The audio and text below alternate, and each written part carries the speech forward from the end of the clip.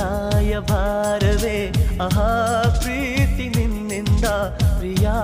ಆದಿ ನಿನ್ನಿಂದ ಸಾಗರವು ಹುಣ್ಣಿಮೆಯು ಜಿಗಿಯುವುದೇ ಪ್ರೀತಿಸಲು ಮಲ್ಲಿಗೆಯು ಗಂಧವು ಬೆರೆಯುವುದೇ ಪ್ರೀತಿಸಲು ಪ್ರೀತಿ ನಿನ್ನ ಸ್ಮರಣೆಯಲ್ಲಿ